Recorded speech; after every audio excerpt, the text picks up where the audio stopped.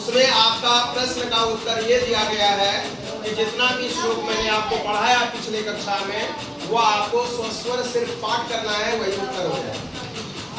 समझ रहे मेरी बात?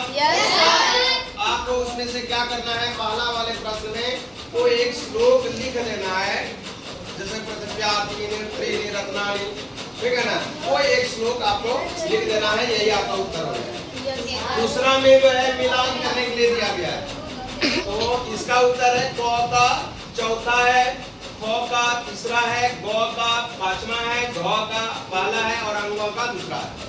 यह दूसरा प्रश्न का उत्तर आपका हो गया।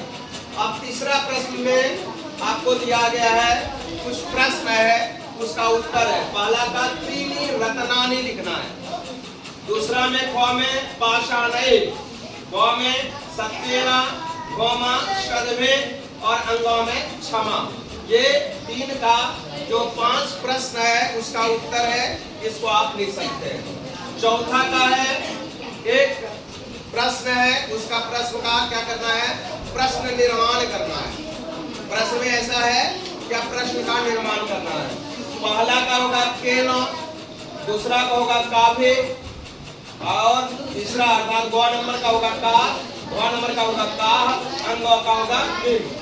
ये आपका चौथा प्रश्न का उत्तर यहाँ निर्माण हो जाएगा प्रश्न। अब जो है पांचवा का है क में बहुरत्ना वसुंधरा, ये उत्तर है।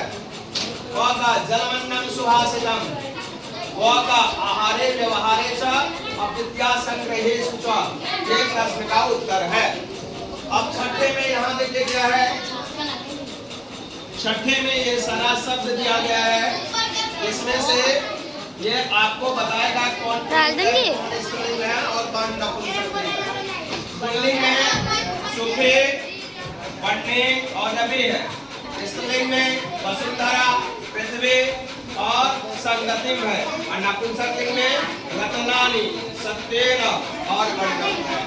ये सारा चीज ध्यान से देखिएगा। और सातवां प्रश्न, ये 4 शब्द दिया है, उसका ये पद है 4, और इस 4 का क्या है इसके बारे में आपको बताएंगे। करोति का क्री होता है, पस्य का दृश्य होगा, भवेत का भू होगा और तिष्ठामि का तिष्ठति का स्था होगा। यही प्रश्न का उत्तर है। और इसी साथ में आज प्रथम पाठ आपका समाप्त हो जाता है। कल हम आपको द्वितीय पाठ बताएंगे। इसी साथ में आज की कक्षा समाप्त होती है। धन्यवाद।